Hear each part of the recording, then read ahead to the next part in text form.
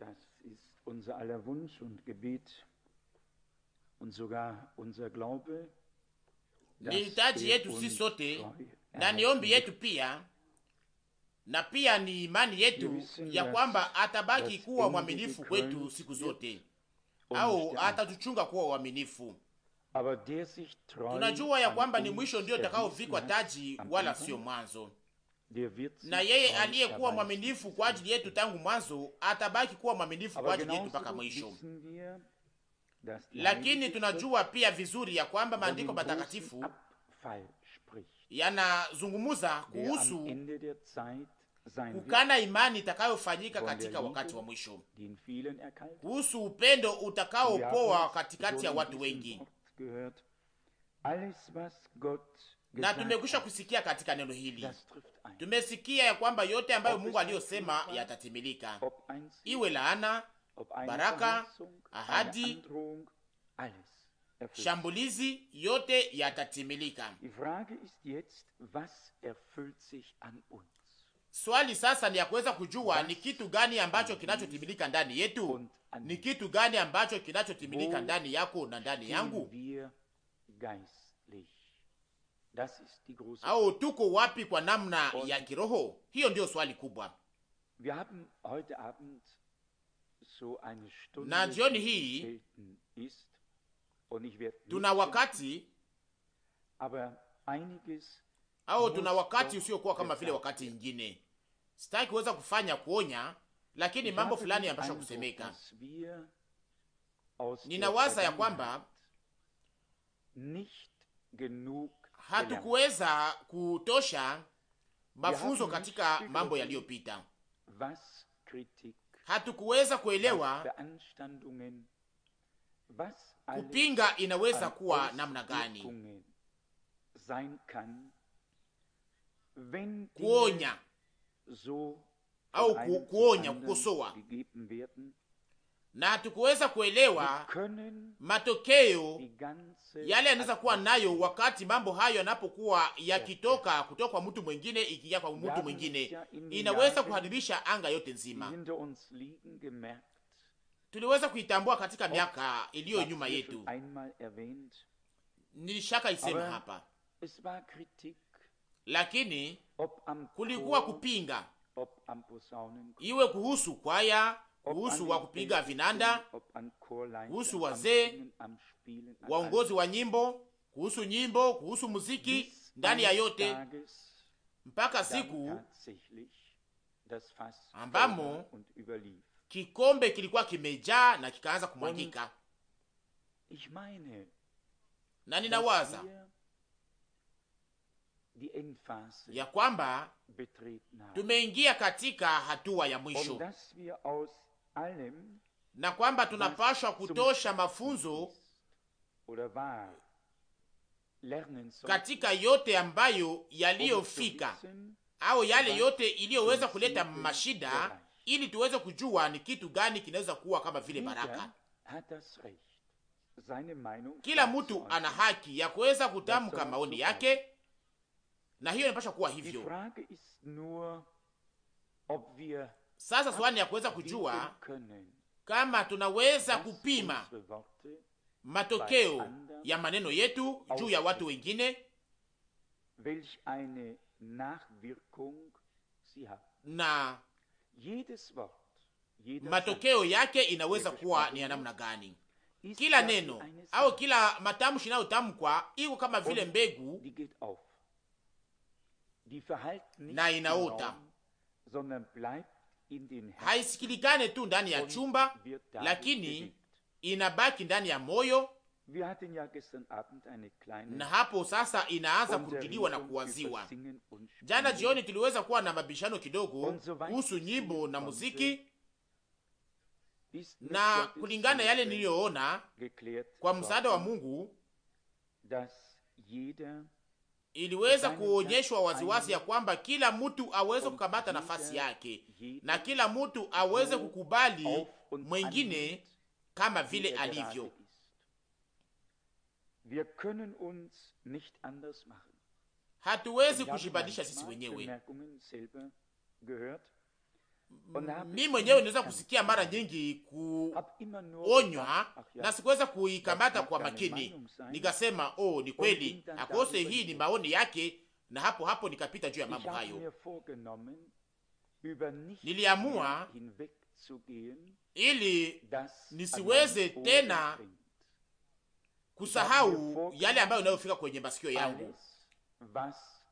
Niliamua ili nisiweze kusikia yale yote ambayo inayoweza kuleta kubomoa, lakini niweze kusikia wale wote ambao wanaohusika, au wale ambao wangeweza kuwa au wanaoweza kufungua kinywa chao kwa ajili ya kusema kitu fulani, na sitaweza kuacha mambo hayo yaweze kupita, na sitaweza kubali tena hayo, sitaisikia tena, lakini nitapingana kama kitu kinachosemeka hicho cha kweli. Nyuma yangu nina mafunzo yaliyo machungu sana, kama mnajua au kama mngejua, na hiyo tu kwa sababu nilibaki kimya juu ya mambo fulani. Nilibaki kimya kwa sababu sikutaka niweze kuleta mabishano, na kimya yangu iliweza kuwa kama ikatafsiriwa kama vile nilikubali. Mnaelewa hiyo? Kimya yangu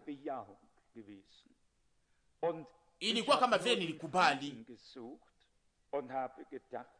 japokuwa nilikuwa nikitafuta tu salama, na nikawaza ya kwamba kwa sababu gani ninaweza kuleta mabishano au kupigana mambo haya na kadhalika na kadhalika. Lakini hiyo akose pia sio njia njema,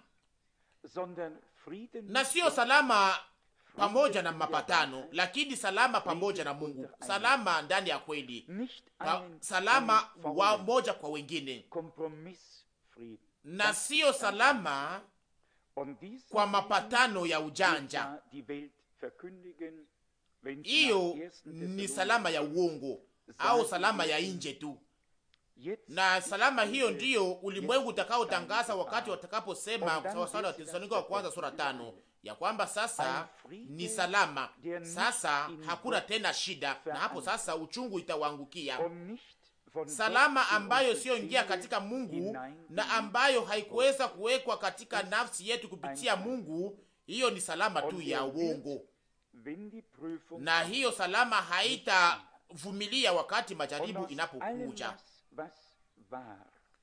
Na katika yote yaliyofanyika, na waza ya kwamba tungelipasha kujifunza ili tutende katika kiwango ambayo nayo tuhusu, na kuweza kuzungumuza mahali ambapo tuna kitu fulani cha kusema. Na mnajua inamaanisha nini. Kila mtu ndani ya hali ambayo aliyopewa au katika kazi aliyopewa, na waza kwamba Mungu anataka afanya kitu fulani, na tuliweza kusikia neno lake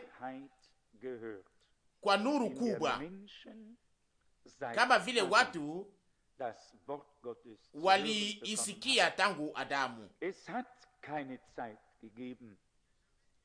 Hakujawahi kuwa wakati ambamo siri za kiungu ziliweza kufunuliwa kwa namna iliyo ya ujao, ya ujumla, na yote kwa ujumla. Ndugu moja aliyenionya leo katika barua moja, aliandika kwanza, aliweza ilikuwa kama vile anitumia maua, akasema, ndugu Frank, tangu nilipokujua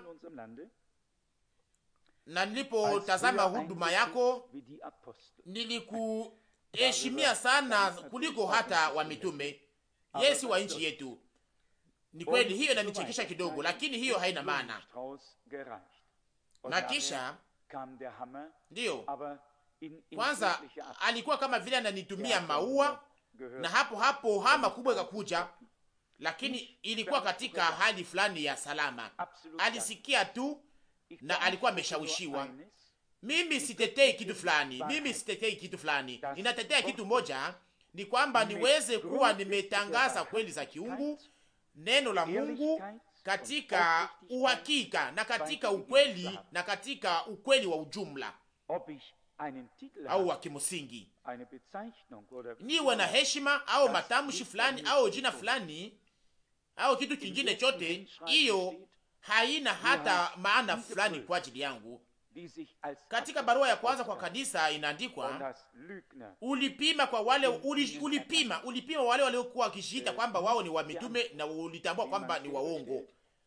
Sio yale ambao unayojitetea au mawazo ambayo ndio nayo kwa ajili yako mwenyewe au yale ambao wengine wanayosema, lakini yale ambayo Mungu yeye mwenyewe anaweza kufanya kwa ajili ya kila mtu. Hiyo ndio inayosemekana, si zaidi si kidogo.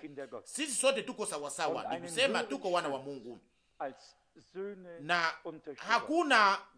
hakuna msimamo, hakuna kiwango kilicho cha juu sana kwa watoto wa Mungu na wasichana wa Mungu. Kama katika kiwango hiyo, si sote tuko katika kiwango moja sana, si sote tuko katika kiwango kimoja. Hakuna mmoja aliyejua mwingine, lakini wote wako kwa kiwango kimoja na katika hatua moja. Lakini kama kwa maamuzi au kwa mwito ya kiungu, kama kazi au kazi fulani tunaweza kuwa tumeipewa, hiyo haitufanye kuwa wakubwa au kuwa wadogo. Hiyo inatuacha mahali ambapo tuna nafasi yetu, ni kusema bila kuwa na sio kuwa mkubwa kuliko wengine au kama vile mtu mzuri kuliko wengine, lakini kama mtoto wa Mungu, kama vile baba na watoto wake, kama tunaweza kuhusika na yale ambayo Mungu anayoweza kutufanyizia kwa mwisho. Sasa ni lazima sana ili niweze kujipima mimi mwenyewe na tuweze kujipima sisi sote, ili tuweze kujua kwa sababu gani Mungu hajaweza kufikia kwa yale nayompendeza.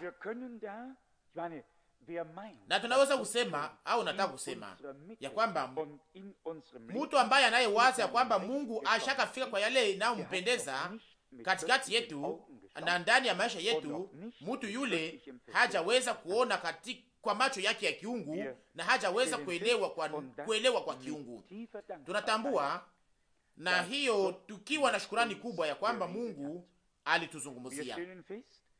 Tunatambua ya kwamba neno lake liliwekwa ndani ya nafsi yetu kama vile mbegu. Tunatambua pia ya kwamba hatujaweza kuwa mahali ambapo kanisa lilikuwa kwa mwanzo, na hapo ni mchanganyiko ya furaha kwa upande mmoja na ya huzuni kwa upande mwingine mbele ya Bwana. Inayohusu wokovu wetu, tunaweza kufurahi katika Bwana katika mahali pote na kuambiana sisi kwa sisi. Ninarudia tena, mufurahi katika Bwana. Na katika mwendeleo wa shairi hiyo ya kwamba upole wenu ujulikani na watu wote, wa Filipi sura 4 mstari wa 4 na wa 5. Lakini huzuni inaingia pia, kama vile inavyoandikwa ndani ya kilio cha huzuni, ndani ya mahubiri inayoitwa kilio cha huzuni, na kama vile inavyoonyeshwa ni kusema hayo mawili. Kwa upande mmoja, furaha ya kilindi ndani ya Mungu, uhakika ya kuweza kuwa uko wa Bwana, lakini kwa upande mwingine huzuni kwa sababu hatujaweza kutumikishwa na Mungu. Na waza ya kwamba wakati napojipima mimi, na ni hapo ndipo inaanziaka hasa, ilisema ili musiweze kusikia yale ambayo nayoambiaka Bwana mimi mwenyewe. Sina hitaji ya mtu fulani ambaye anaweza kuleta hukumu juu yangu. Sijaweza kupoteza akili yangu ya kujipima. Ningali na uwezo wa kuweza kujipima mimi mwenyewe mbele ya uso wa Mungu. Lakini pia ninatazama tena mbali kidogo. Baada ya kujipima mimi mwenyewe, tunakuja hapa na tunakuwa katika ujumla ya watu wote, na tunaomba au tunajiuliza sisi wenyewe ya kwamba kwa sababu gani Na ni kwa sababu gani Mungu hajaweza kufanya zaidi ya yale aliyofanya mpaka sasa? Haiko mashaka ya kwamba Mungu anataka afanye zaidi, ya kwamba anahitaji kufanya zaidi. Tuliweza kuitambua, na pia kunaweza kuwa kose vikwazo. Ninaweza kuona vikwazo vyangu mimi mwenyewe, hiyo haina shida. Lakini kwa upande mwingine ninajua ya kwamba neno la Mungu haliwezi kurudi bure, lakini linaweza kutimiza yale ambayo liliweza kutumwa. Nishaka kusema hapa sasa, hapo sasa si kazi ya yule anayezungumza mbele ya kusanyiko, lakini sasa inakuwa ni swali au ni kazi katikati ya Mungu na wale wanaosikiliza, kwa maana kupitia mahubiri ndiyo watu wanaambatanishwa na Mungu, wanaonywa na Mungu, na hapo sasa wanaweza kumzungumzia baadaye. Ndiyo, ni hivyo kweli. Pia kuna kupinga katikati yetu na mambo fulani ambayo haingeliweza kuwa katikati yetu. Mnajua ya kwamba roho, au kusema hii kwa namna njema, mnajua ya kwamba maroho ambazo zilizotumika kwa ajili ya kubomoa,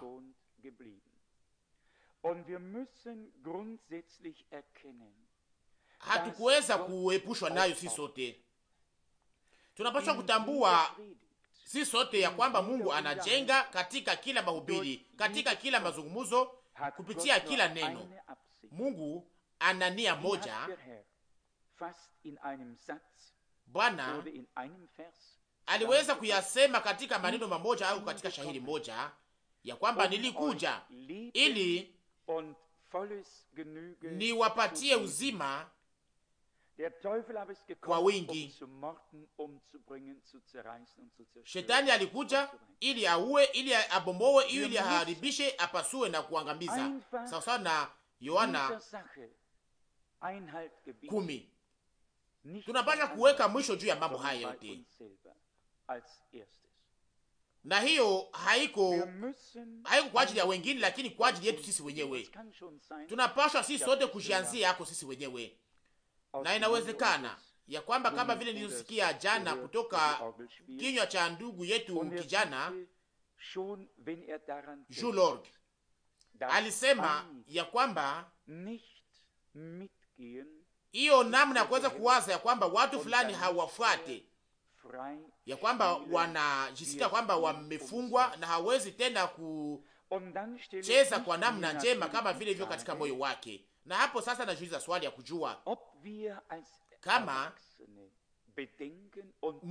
mtu aliyekomaa tunaweza kuwazia na kuhesabia katika hali gani tunaweza kuweka watu kupitia hii mambo yetu ya kupinga. Kwa upande mmoja au kwa namna ya kwanza inaomba kuweza kuwa mtu fulani anayeweza kufanya vizuri, anayeweza kuwa pale. Ya pili ni mahali gani hayo yote yanaweza kutuleta. Hii yote itatuchukua mpaka wapi? Mambo ya kupinga hayo yanaleta ndani mwetu kupingana sisi kwa sisi na kutuchukua mbali sisi kwa sisi. Natoa kama vile mfano mepesi, na hiyo inaweza kutimilika kwa hali yote. Tangu sasa tufanye hiki, tuheshimu kila mtu ndani ya kazi yake,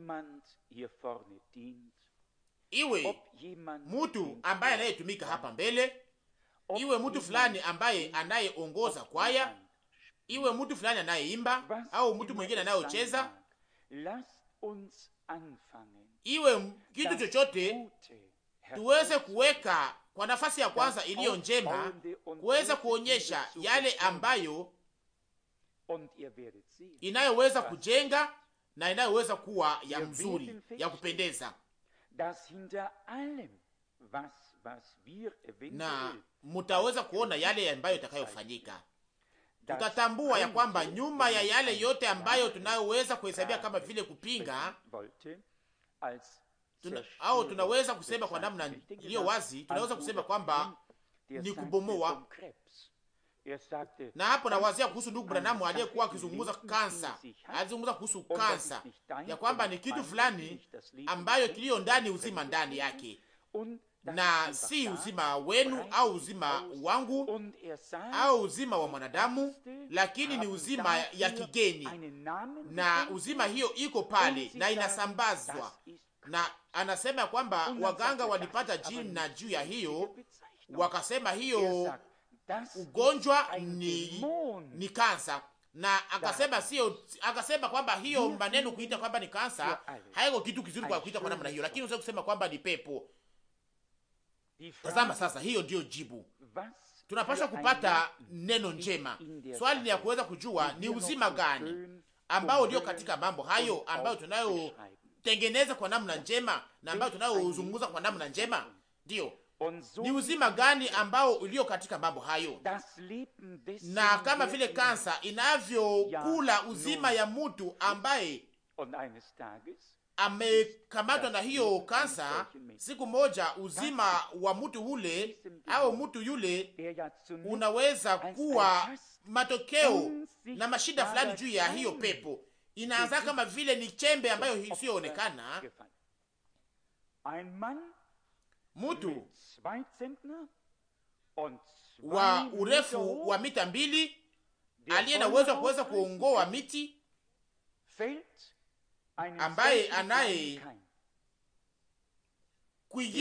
kuingiliwa ndani hiyo chembe kidogo ambaye iliyokuja ikashingiza ndani yake, na hapo mtu yule akiwa na mishipa mingi ambaye nena uwezo wa kuweza kuongoa miti,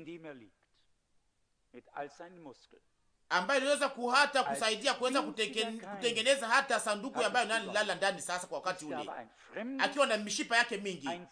Lakini hiyo kitu ndani mwake ilianza kama vile ni chembe kidogo, ilikuwa ni uzima ya kigeni iliyokuwa ndani yake ya kubomoa, iliyotoka katika shetani.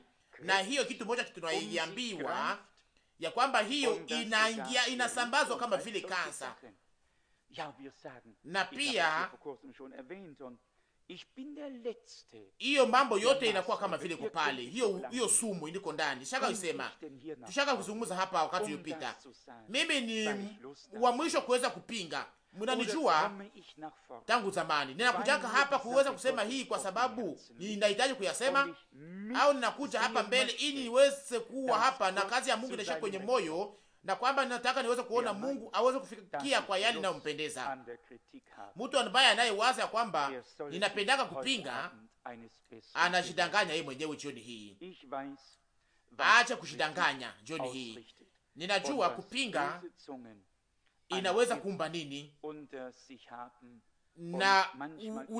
na ulimi mbaya inasambazaka nini kama vile sumu, na mara nyingi inakuwa vigumu hata sana kuweza kuizuia. Lakini ninawaza kuhusu neno ambalo linapaswa kubaki kuwa la kusimama imara, linalosema kwamba tazama alama zitakazosindikiza watakaoamini. Hata kama wanakula kitu cha sumu haitawafanyia vibaya. Watu ambao waliotayarishiwa uzima wa milele ndani ya wakati huu, hata kama wanaweza kunywa kitu fulani kilicho ndani sumu, hapa nazungumza kwa namna ya kiroho, hapo sasa wataishi, watakuwa na uzima, kwa sababu Mungu alisema hivyo. Nilikuwa nimetayarisha jioni hii ili niweze kusema maneno haya kidogo, niweze kuwasi kwa maneno haya ninyi nyote, ni kwamba tusiweze kuacha hata nafasi moja kwa adui. Wakati wote tukapokuwa hapa duniani, haitaweza kuwa kama vile kila mtu anavyohitaji, au kama vile hiyo inayohitaji kwa kila mtu. Hayo haitaweza kufika kwa namna hiyo. Hiyo haijawahi kuwa na haitafikaka hata kamwe, lakini inaweza kuwezekana ya kwamba tunaweza kusonga sote pamoja mbele. Inawezekana ya kwamba kila mtu anaweza kuwa na nia njema na kuweza kushikamana na hali yote kupitia kamba ya salama, kwa maana hivyo ndivyo tunaweza kufikia kuweza kuongozwa katika salama. Moja apendeze zaidi mwengine au mmoja kuliko mwengine au kitu kingine chochote, hiyo haina maana. Tumekwisha kuvuka ugonjwa wa utoto, au tungelipasha kuwa tumekwisha kuziacha mbali, lakini tusisahau. Sikuweza kuwazia kuhusu wazo hili sasa hivi. Tangu hiyo chembe kidogo inapoanza na inapoingia kwa nguvu, ndiyo inawezekana ya kwamba inaweza kuwa hivyo, ya kwamba walio nguvu kwa namna ya kiroho wanaanguka kama kitu fulani kinaweza kuwa kimeingia na kinaanza kutukula kwa ndani, na hiyo ilipaswa kuwa. Tunapashwa kwa msaada wa Mungu kuchunga mambo haya chini ya miguu yetu ndani ya imani. Ni kwamba kila mtu azungumuze, aimbe au apige vinanda au kitu chochote anayofanya, ni vigumu kuweza kutimiza kazi. Kama tunaweza kuitimiza tukiwa na wapinzani, hayo itakuwa isiyoweza kuvumiliwa. Lakini tunajua vizuri ya kwamba hatungoje kitu fulani kutoka wanadamu hapa, lakini huko Marekani inawezekana wakati nyuma mahubiri mlipomalizika, watu wananyoshana mkono na mwingine wanasema, neno ilikuwa baraka kwa ajili yangu. Mtu aliyehubiri alikuwa amekwiwa na mzigo mkubwa sana.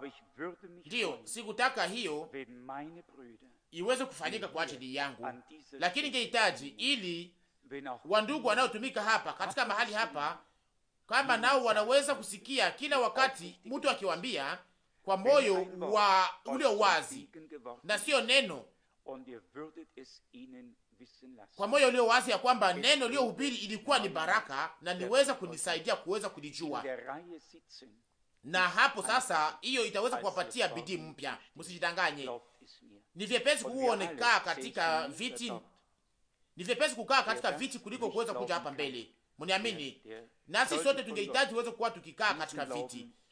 Wale ambao hawezi kukubali hiyo wanapaswa kuomba Mungu ili aweze kuwafunia hiyo.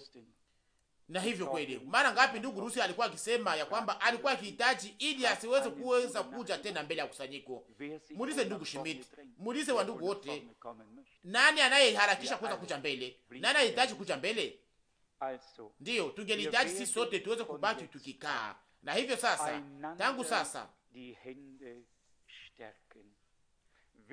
tutaweza kuungana mkono sisi kwa sisi. Tutaambia mwengine tu yale ambayo inayoweza kuwa baraka kwa ajili ya yule ambaye tunayezungumzia. Kama tuna kitu fulani cha kuambia mtu fulani, tusiende kuiambia mtu mwengine au mtu mwengine au mtu fulani, lakini tuende kwa ndugu yule au kwa dada yule tukiwa na matamshi au sauti njema na namna njema na kwa wakati njema. Si sote tushakaumizwa, sivyo? Nani aliyebaki bila kuumizwa? Nani ambaye hakuweza kupasuliwa kwa ndani? Ndani ya nyumba gani hamuna huzuni? Nani ambaye asiye na mzigo kwenye moyo wake? Nani asiyevuja damu? Ni mahali gani ambapo hakuna majeraha? Ni lazima tena ili tena kuweze kuwa kuumiza kwa ndani tena ya zaidi? Hapana. Inaomba sasa kuweze kuwa dawa Galiadi na majeraha zote ziweze kuwa zimetunzwa, na kila mtu aweze kutumainia kila mwingine kila wakati, na tusiweze kushifurahisha tu kuweza kuimba, lakini tuweze kuchukuana sisi sote, tuchukuliane sisi sote kila mzigo pamoja na wale ambao wanaopigwa na kujaribiwa sana. Kuimba inawezekana, lakini iko namna gani kuchukua mizigo? Iko namna gani kuchukua mizigo? Niweza kusikia kote kupitia hii majaribu iliyo ya kuwa na hiyo magumu, na tuweza kujua inamaanisha nini kuweza kuchukuliana mizigo. Na niliona namna gani walikuwa wakichukua mizigo pamoja na mimi, na namna gani wangali wanaichukua tena mzigo ambao unaochukua na mwingine, unaochukua na watu mwingine, au unaosaidia kwa mzigo ambao unaochukua na mwingine haikuwagi tena kilo, unaweza kuivumilia. Lakini tangu sasa, kwa msaada wa Mungu, tunataka tugeuke kuwa kanisa la Bwana, watu ambao wanaopenda Mungu, ambao wanaopendana wao kwa wao, wanaotumikiana wao kwa wao, wanaotumikia Bwana, na ambao wanaoweza kuweka yote katika mikono ya Mungu. Kama mna maoni fulani ya kutoa, muiandike kwenye ukarasa na muiweke hapa kwa siri, bila jina, bila hata sahini. Hakuna mtu anayehitaji kuweza kusema kwamba aliandika. Na kama hiyo inawezekana, tutaweza kujaribu kuweza kuzungumza juu ya mambo hayo na kuweza kuleta jibu au dawa juu ya hayo. Mnaweza kuelewa vile vizuri. Hatupashi kuendelea tena kwa namna hii. Tuliweza kufika kwa kiwango ambapo tunasema, Bwana, yale yote ambayo inaweza kutangaziwa kwa kanisa, kama vile mafundisho, kama vile ufunuo, kama vile siri, tulishaka kuyapewa. Sijui kama kuna kitu moja ambacho kiliweza kubaki kikifichwa kwetu.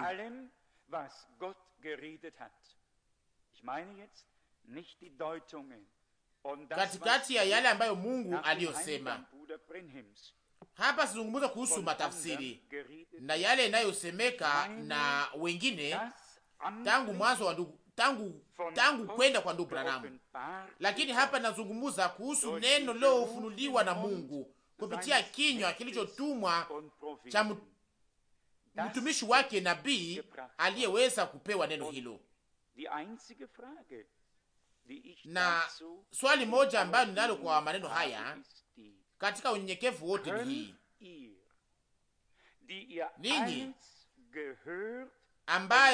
ninyi ambao mlioweza kusikia yote na mliosoma yote mambo haya mapya, na akose haijaweza kuwa wazi na ya kuweza kukamatika mbele yenu, lakini kama mliweza kuyasikia na kuyasoma, na waza ya kwamba muko ndani ya moyo wenu kukubali kuhusu yale ambayo Mungu aliyo tuzungumzia au yale aliyotuambia tuwazungumzie.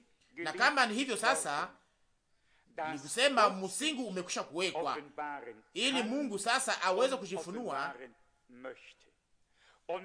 na ili aweze kujifunua tena, na hatuko tayari tena kuweza kuacha kucheza pamoja nasi kama vile wanavyocheza na mchezo wa mpira. Tunataka Mungu aweze kufika kwa yale yanayompendeza. Mpaka sasa aliweza kutumikisha watu kila wakati alipokuwa akifanya kitu fulani. Tuliweza kusikia pia waziwazi ya kwamba hata kama Bwana aliweza kutoa ahadi na agizo kupitia malaika, lakini utangazaji wa neno, utangazaji wa Injili ilikuwa imepewa kwa watumishi wa Mungu tangu mwanzo mpaka mwisho, na hiyo itabaki hivyo mpaka mwisho. Wakati mmoja ndugu Branham aliweza kufanya kulinganisha ambayo iliyokuwa imejaribiwa kwa ajili ya yule ambaye alikuwa kuitwa kwa ajili ya kitu hiyo. Aliuliza swali, nani ambaye aliyesoma au nani aliye na mamlaka makubwa, malaika mbinguni au aliyetumwa na Mungu hapa duniani? Hapo hapo akatoa jibu akasema, yule aliyetumwa na Mungu hapa duniani ndiye aliye na mamlaka mengi kuliko malaika aliye mbinguni mbele ya Mungu. Sasa muwazie umuhimu wa matamshi kama hayo. Tunajua ya kwamba wa malaika wote ni roho ambazo zilizo kwa kazi ya Mungu, ambao wanaopashwa kutuma kwa wale ambao wanapashwa kurithi wokovu, lakini anafanya watumishi wake kuwa ndimi za moto. Hiyo ndio inaandikwa ndani ya Waebrania sura 1. Hayo mawili yanatembea pamoja. Kama tunaamini ya kwamba Mungu aliweza kutuzungumzia na kwamba mjumbe kupitia kinywa ambayo aliweza kuzungumzia hakuweza kuzungumza kuhusu yeye mwenyewe, lakini ni Mungu ndiye aliyekuwa akizungumza kwa namna ya kukaza kupitia yeye. Na ningetaka tena niweze kuleta tena matamshi mahali anaposema ya kwamba mambo ya kuzungumuza iko kama vile asidi ya kuua ndani ya kusanyiko. Ndio naweza kuisema kote katika mahubiri fulani. Ndio iko kama vile asidi sulfuric katika kusanyiko, mambo ya kusema sema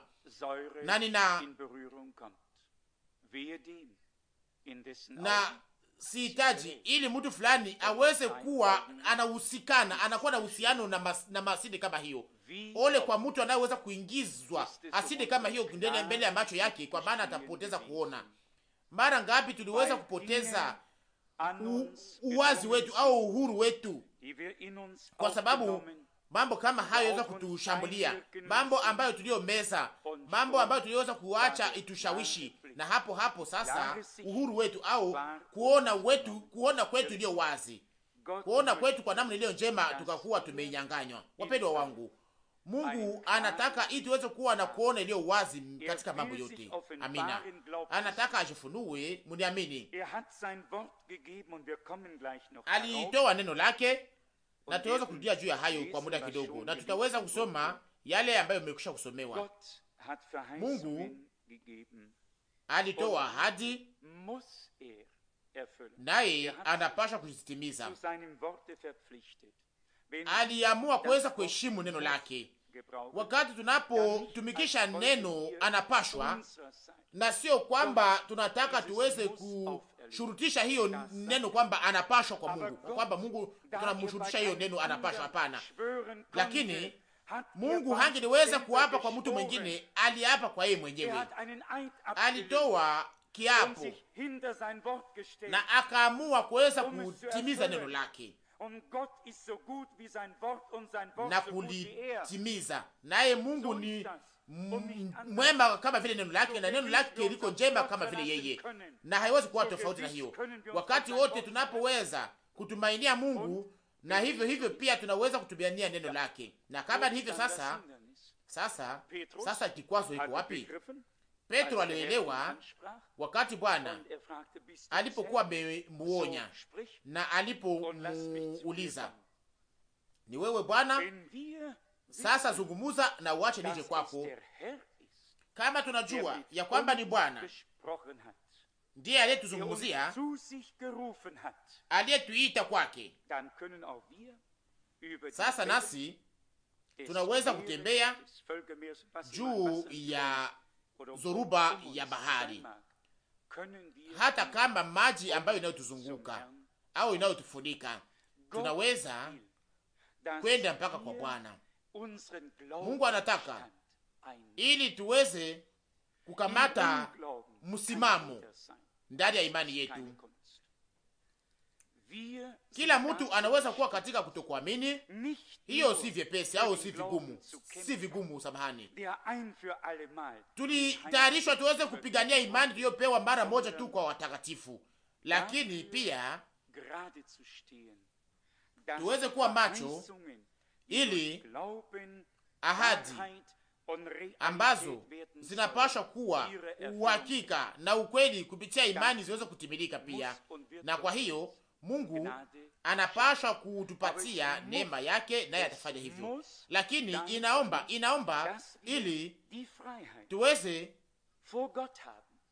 kufikia uhuru mbele ya Mungu, tuweze kuwa na uhuru mbele ya Mungu, na ili kusiwe kitu ambacho kinaweza kuwa tena kwenye njia yetu.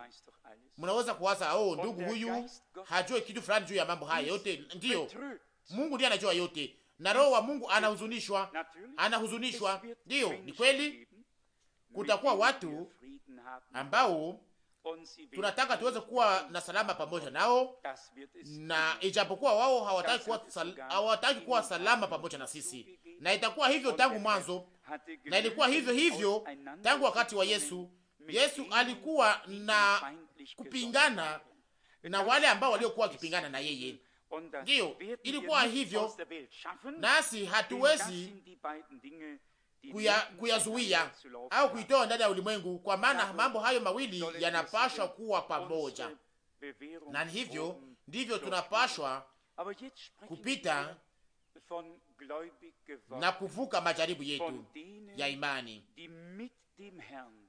Lakini tuzungumuze sasa kuhusu wale waliogeuka kuwa waamini na wale wanaotaka kuweza kusonga mbele pamoja na Bwana, kwa wale ambao walio ndani mwao hitaji ya kuwaka, ya kwamba neno ambalo tuliosikia lilogeuka kuwa la damani kwetu, ya kwamba neno hilo liweze kusindikizwa na nguvu za kiungu, nguvu za kuumba, nguvu za kuokoa, na yote ambayo iliyo ya lazima, ya kwamba neno hilo liweze kuonekana kweli kweli ndani ya kanisa la Mungu aliye hai.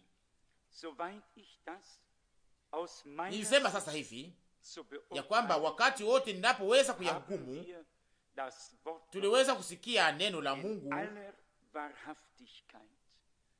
katika kweli yake yote, safi na iliyo wazi, na akose pia kwa namna iliyo wazi sana kwa ajili ya wale wote ambao Mungu aliopatia nuru au mwanga.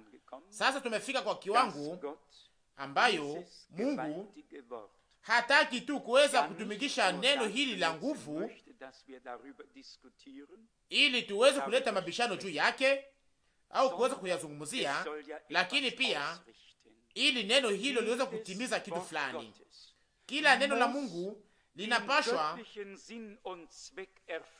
kujaza lengo na maana yake ya kiungu. Na wakati neno hilo somewa hapa,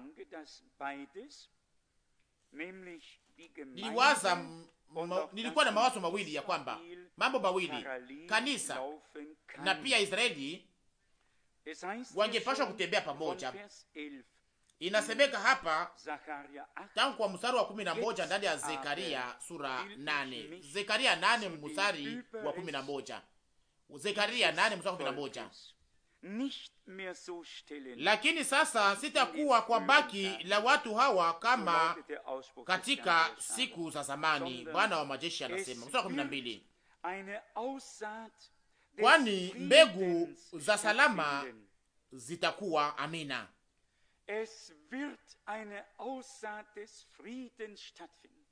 Kutakuwa mbegu za salama.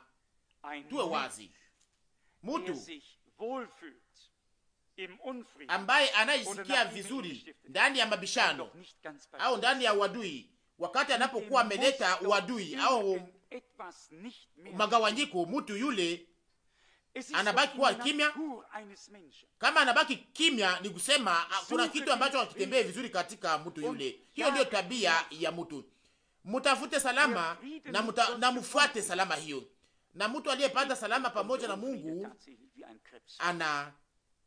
anaihesabia, hana hitaji ya kuweza kuleta uadui, iliko kama vile kasa kwake. Na hiyo ni kitu kigumu sana kuweza kuyaeleza, na neno ambalo linaweza kutumikishwa kwa ajili ya hiyo na kuweza kuichagua kwa ajili ya kuweza kueleza maneno hayo, inaweza kuwa kama vile haiwezekani.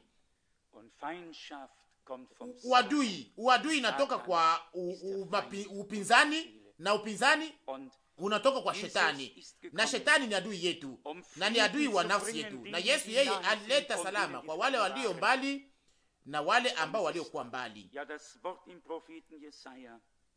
aleta salama kwa wale walio karibu na wale waliokuwa mbali, sawa sawa na neno la nabii Isaya. Heri miguu ya wale, nikusema tuweze kuzungumza pia kuhusu miguu hapa, pia miguu ya wale wanaotangaza salama. Sasa iko namna gani sasa kinywa, iko namna gani kuhusu kinywa cha wale wanaoleta mabishano au wanaoleta uadui, na sio miguu ya wale wanaotangaza, na sio kinywa cha wale wanaotangaza salama, lakini miguu yao wale wanaoleta salama, wanaoanzisha salama. Neno andikwa ndani ya mahubiri juu ya mlima. Heri wale wanaoleta salama, wanaotafuta salama. Heri wao wale wanaoleta salama. Hiyo ndiyo shida sasa. Wewe ni nani? Mimi ni nani?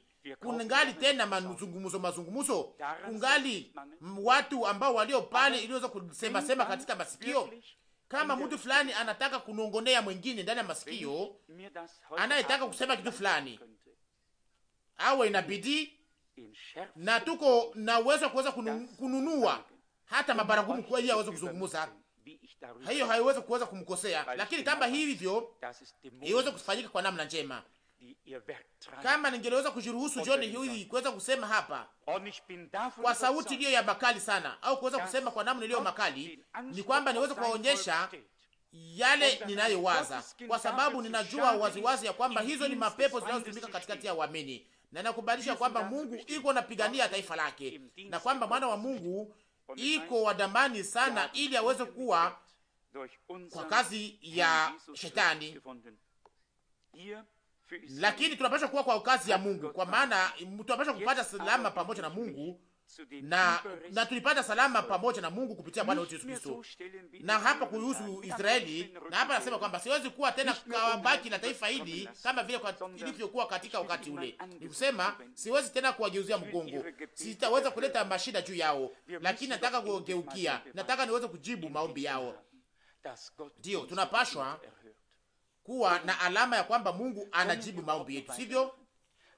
Tunaweza kuendelea hivyo kama leo wale wote katikati yetu ambao walio hapa wako wazi na wenye haki, kama wanaweza kutamka ushuhuda zao, inaweza kuwa ni moja pia. Si sote tumeshindwa.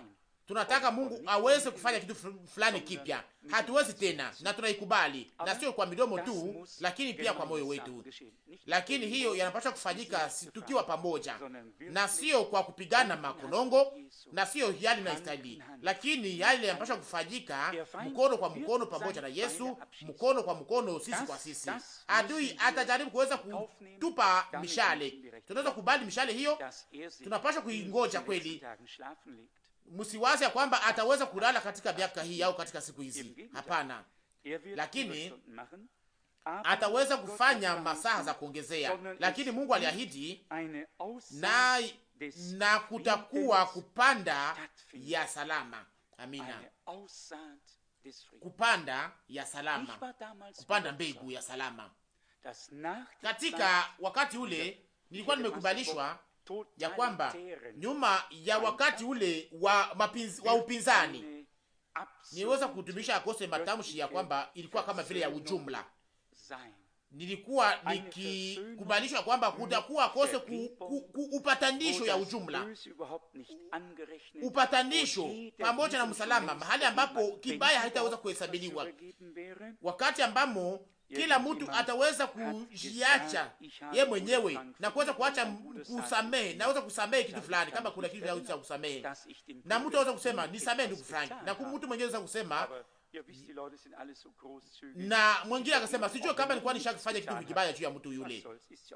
Watu wanakuwa wamewasamehe hata kama mweza kuwafanyia kitu fulani, hata kama mweza kuwasamehe. Hapana, tunapaswa kufika kwa kiwango ambayo Mungu anaweza kuwa mstari wetu wa muongozo au uongozi wetu, hukumu yetu, na neno linatuambia namna gani tunapaswa kukamata nafasi yetu.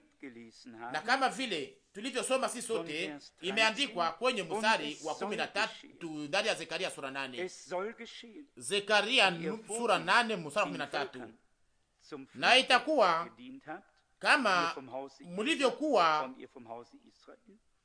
laana katikati ya mataifa, nyumba ya Israeli, vivyo hivyo nitawaokoa ninyi. Sasa mbele kulikuwa laana na sasa kukakuja sasa baraka, nanyi mtakuwa baraka. Msiogope watu ambao mbele au zamani waliokuwa wakichukua laana, wao wale ambao Mungu alikuwa amegeuzia mgongo katika wakati fulani, watu ambao laana ilikuwa imeangukia, lakini hawakupoteza kuona. Watu wale walikuwa waliweza kutambua, na watu wale waliweza kutambua kwamba Mungu alikuwa na uwezo wa kuweza kubadilisha mambo, na kama vile alikuwa akitumikisha jina hilo kama vile laana, na hivyo hivyo watatumisha jina hilo kama vile baraka. Amina. Kama tu wanaweza kuelewa ya kwamba Mungu aliweza kubadilisha hali yao, ya kwamba Mungu aligeukia taifa lake, na hapo sasa hali yao itabadilika pia. Hatuna hitaji ya kuweza kungoja ili hali ya wengine iweze kubadilika. Kama tunangoja hivyo, tunangoja kwa bure. Lakini kama tunangoja ili Mungu afanye kitu fulani nyuma ya msaada wa kiungu ndani ya maisha yako na ndani ya maisha yangu, hapo sasa Mungu ataweza kuja na kusaidia kupitia kuona kwa wengine, na wale waliokuwa wakilaani wataanza kubariki hapo hapo, waliokuwa wakikataa wataweza kukubali, na yote itabadilika. Na ninawaza ya kwamba Mungu aliweza kutupatia neno hili kwa ajili ya jioni hii katika wakati ule ndani ya mwezi wa 5 mwaka 1979. Leo niko mtu wa maneno haya, na ndio maana ninaweza kuyazungumzia katika mwaka ule ndani ya mwezi wa 5 mwaka 1979. Ndugu Rusi alisoma hapa siku hii au siku hii ya 3 jioni, alisoma Zaburi hii ya kwamba kutoka viti vyao anataka waangushe. Ilikuwa naomba waweze kusikia yale yalikuwa yamesemeka, yale yalikuwa yametamkwa, lakini Mungu alinyosha mkono wake juu yetu. Tangu wakati ule ni wewe na mimi tusiweze kusikia yale ambayo yanayosomewa na yanayosomeka, lakini kama tunafanya hivyo tutaweza kungoja ili laana iweze kutuangukia. Lakini kama tunaweza kusikia na kama tunaweza kuamini na kama tunaweza kuwa watiifu, hapo sasa baraka itaweza kutuangukia. Na kisha kuna kuja hii ahadi, msiogope, lakini mikono yenu iwe na nguvu. Zekaria sura 8 mstari wa 13. Tunaweza kusema kundi kidogo, nani anaweza kuweka nguvu? Nani? Nawaambia ahadi za Mungu na roho wa Mungu ndani ya moyo wetu na ndani ya moyo wangu itaonyesha imani ndani ya taifa lake, imani ndani ya chini ya kichwa moja, na hiyo kichwa ni Yesu Kristo. Na tangu sasa tunataka tuweze kukumbuka neno hili. Inasemeka hapa ndani ya Zekaria sura 8 mstari 13, dass ihr zum Segenswunsch werden sollt. Ninataka niweze kuwapatia baraka, nanyi mtakuwa baraka. Msiogope, mikono yenu isiregee, au mikono yenu iwe na nguvu. Ndio, amina. Nawaza kwamba imani na bidii inatembeaka pamoja. Kama tunapoteza bidii, hapo imani inatuacha. Kama tunapoteza imani na bidii inatuacha, au tunapoteza bidii, na hiyo ndio inatembelea hivyo. Nasema, inasemeka tena shaina ufuata mstari 14, Zekaria sura 8, kwa maana Bwana wa majeshi anasema hivi, sawa sawa nilivyofikiri kuwafanyia ninyi mabaya wakati baba zenu waliponikasirikisha, Bwana wa majeshi anasema, na sikujuta. Ndiyo, Mungu alitazama, hakujuta. Alisema mlikuwa na stahili hivi. Hii ndiyo gazabu au malipizi nayo wastahili. Hiyo ndiyo ni mnastahili. Hakukuwa na kujuta, na hapo hapo hali yote ikakuwa na mabadiliko na ikamuumiza sasa, na hapo akahuzunishwa na akakuwa na huruma, na anasema mstari 15, vivyo hivyo nilifikiri tena kwa siku hizi kutendea mema Yerusalema. Mnaona, ndio hii ni maamuzi ya Mungu. Kuna mambo ambayo yanaweza kufika pia pamoja na Bwana wetu, yote yangepasha kutimilika ndani yake. Pia neno linalosema Mungu wangu, Mungu wangu, kwa sababu gani uliniacha? Mnawaza ya kwamba Bwana wetu alisema hiyo tu kwa sababu alitaka kuyasema?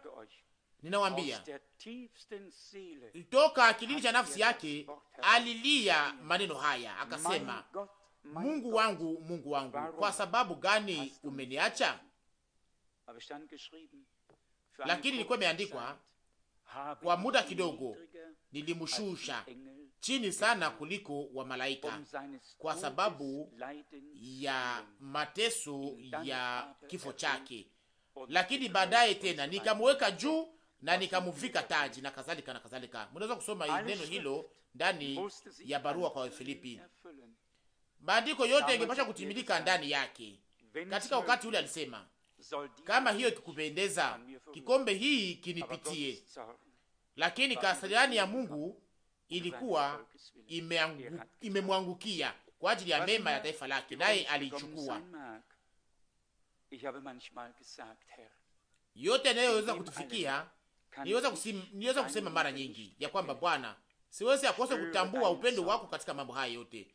Ninasikia kasirani yako katika mambo haya yote, na inawezekana Mungu anaweza kuwa na sababu ya kuwa katika kasirani, lakini neema yake na upendo wake itakuwa kubwa zaidi kuliko kasirani yake. Amina.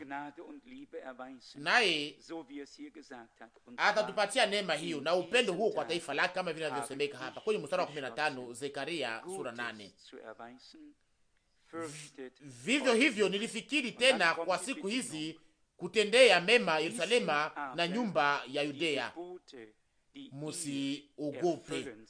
Mstari 16, Zekaria 8 mstari 16. Hapa kuna kuja sasa shurti haya maneno ambayo mutayafanya, semeni kila mtu kweli kwa jirani yake. Hiyo ndiyo shurti.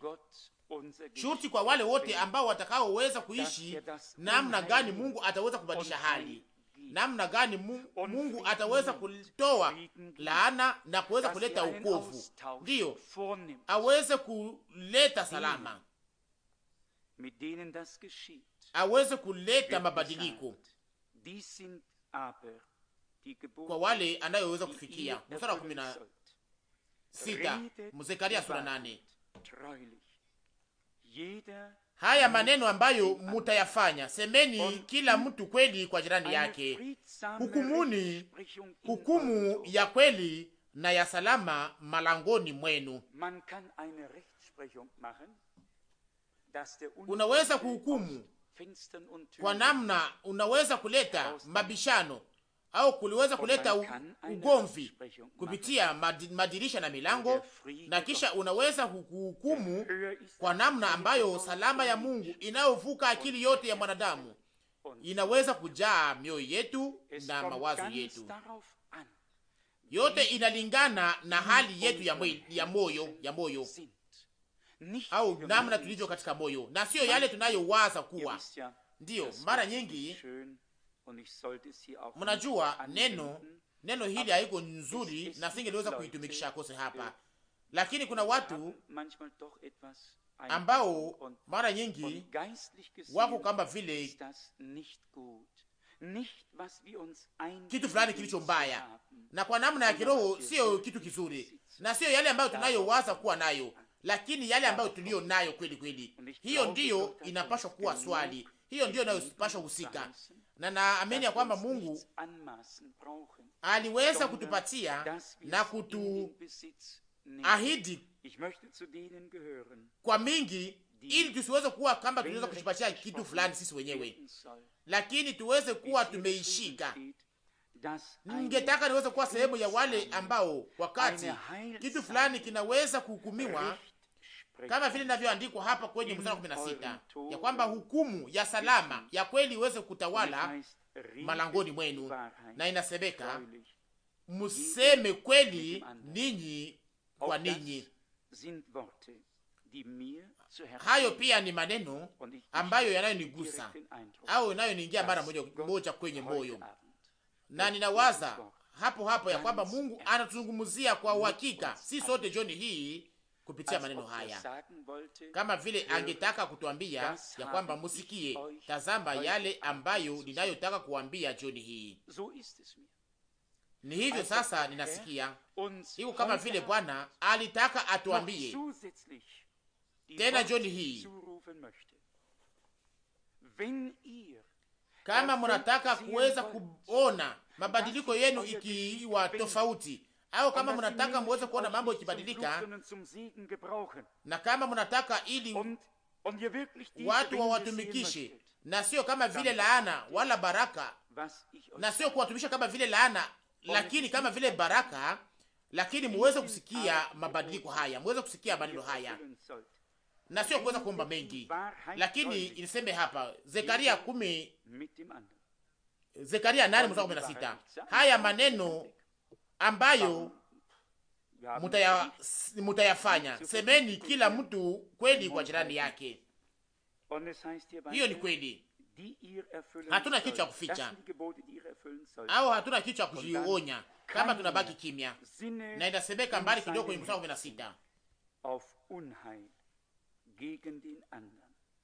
mstari 16, hukumuni hukumu ya kweli na ya salama malangoni mwenu. Mstari 17, wala mtu asifikiri mabaya juu ya jirani yake moyoni mwake. Ndiyo, tunapaswa kuwa hivyo, tunapaswa kuwa hali njema ndani ya mioyo yetu, na tunapaswa kukubali hiyo kwa ndani, tuweze kutakiana mema sisi kwa sisi, mema ya Mungu, mema iliyo hapa duniani, na yale ambayo hatuwezi akose kushitakia sisi wenyewe tuweze kuitakia kwa wengine, tuweze kupendana sisi kwa kilindi, na tuweze kutakiana mema kila mmoja kwa namna ya kiroho na kwa hali yote. Mnawazia nini yale itakayofika kwa ajili yako na kwa ajili yangu?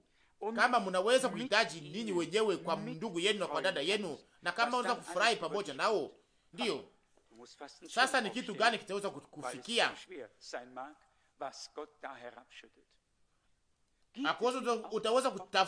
Utaweza kutayarisha mwamvuli, kwa maana yale ambayo Mungu atakayoangusha juu yako itakuwa ni kilo sana. Hakukuwa pia neno hili ndani ya mahubiri juu ya mlima, yale mnayotaka watu wawatendee ninyi mufanyizie wao kwanza. Mathayo sura 7:12. Kwanza kuna shurti za kiroho au vipimo vya kiroho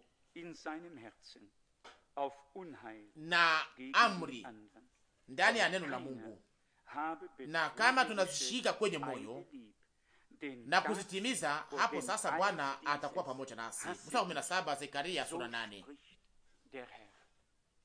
Wala mtu asifikiri mabaya juu ya jirani yake moyoni mwake, wala musipende kiapo cha uongo, kwa sababu haya yote ni maneno ambayo ninachukia. Bwana anasema nikusema tunahitaji hii ni kwamba kuweza kubadilisha mabaya kuwa mema, na tuweze kubadilisha uadui, tuweze kuweka ndani upendo, na sio kuweza kutafuta tu dawa, lakini anataka kuweza kupatia pia matunzo. Na sasa tuweze kwa kumalizia, tuweze kusema yale ambayo ndugu Branham alitaka kusema. Dawa njema haina maana kwa mgonjwa kama anaweza kuiacha katika meza yake au kwenye meza yake, lakini anapaswa kuikamata, na hapo sasa kama anaikamata, dawa itakuwa na matokeo yake. Na kisha anaendelea na kusema, kama unasema kwamba ulikamata dawa na kisha hakuweza kusikia mabadiliko fulani, ni kusema unadanganya, ni kusema unadanganya. Na hivyo kweli dawa ya kiungu, dawa chakula iko hapa, na ningetaka akose iko katika Mezali sura 4 mahali inasemeka kuhusu dawa, ndiyo dawa kwa namna iliyo ya kukamatika. Sikusoma neno hilo tangu miaka mingi, lakini inapaswa kuwa ndani ya Mezali sura 4. Sijui waziwazi ile au mahali naposemeka kuhusu dawa, niweza kuiandika katika Biblia ingine, lakini Mnaweza kusoma nyote nyumbani. Mtu anayepata shahidi hiyo anaweza kuniambia. Lakini iwe namna gani, tumekwisha kusikia madawa mengi, tumekwisha kupata dawa nyingi. Ndiyo, tumekwisha kufungua Biblia. Ndiyo, ilikuwa ni shahidi gani? Mezali sura 4 mstari 21. Mezali sura 4 mstari wa 21. Sikutaka kuitafuta, lakini tuweze kuona hapa. Ndiyo, Mezali sura 4 mstari 21. Yasiondoke kwa macho yako, uyashike ndani ya moyo wako. Mstari 22.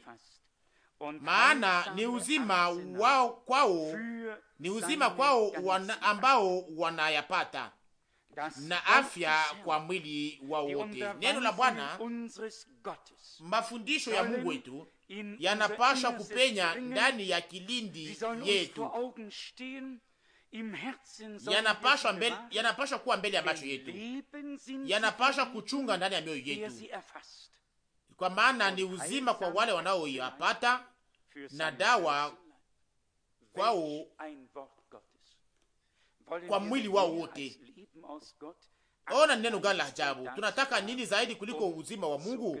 Ndiyo, dawa iko pale kwa ajili ya kuponya, na tunataka tuweze kupona kwa namna ya kiroho. Tunayajua, tunaikubali. Tuko nyumba iliyo ya wagonjwa, lakini Bwana ni mganga wetu mkubwa. Nasi hatuimbe jioni hii, hatuyaimbe tu jioni hii, lakini tunayaambia kwa Bwana na tunasema, mganga mkubwa, sasa utusaidie wewe, Yesu wa damani mpendwa. Mara nyingi tuko wa kuchechemea na akosti, kila mtu anajua ugonjwa wake mwenyewe, kila mtu anajua ugonjwa wake. Ndiyo, ni kweli, lakini tuko kwenye hospitali ya Mungu, na hapo sasa Bwana anaweza kutuponya. Neno lake ni uzima, neno lake ni dawa, na anasema, nilituma neno langu nami niliwaponya. Alituma neno lake jioni hii ili atuponye jioni hii. Amina. Tuko tayari sisi kama vile kundi kidogo, walioumizwa, walioregea, walio wagonjwa, na hiyo yote inawezekana. Tuko tayari kuweza kusonga mbele pamoja na Mungu na kwenda mbele sisi kwa sisi. Ombi letu na yale yote tuliweza kuleta kwa Bwana na kusema, ndiyo, ni yale ambayo tuliweza kuleta mbele ya kiti chake kwa ajili ya kila mtu. Na hapa, kama unaweza kuona ndugu yako ukiwa mzaifu au dada aliye mpole, aliye mzaifu pia, usiweze kumsema juu yake kitu fulani. Wewe kuwa kimya, wewe yambie Bwana, yambie Yesu, yeye ni rafiki yako, hata kama iko katika huzuni. Na wakati wote tunapoweza kuleta hiyo mbele ya Bwana, naye atatusaidia katika huzuni yetu. Sisi wote pamoja tuweze kuchukua mizigo, tuweze kuchukuliana mizigo sisi kwa sisi, ili tuweze kutimiza amri ya Kristo. Na hapo mtaweza kuona ya kwamba Mungu atatimiza na atajionyesha. Kipimo imejaa. Mungu anataka ashitukuze. Jina lake lisifiwe. Amina. Tusimame na tuombe. Baba wa mbinguni, tunakushukuru ngine mara moja kwa moyo wetu wote kwa sababu ya neno lako takatifu na la damani. Liweze kuwa limewekwa kwa nafasi yake ndani ya moyo wangu, liweze kuchukua matunda kwa ajili ya milele yote. Hatujui hiyo itakamata tena muda gani Bwana. Inaweza kuwa kosa ya mara ya mwisho. Kuona gisi weza kuzungumza tena kwa nguvu Bwana. Nani ambaye hawezi kunyenyekea mbele yako?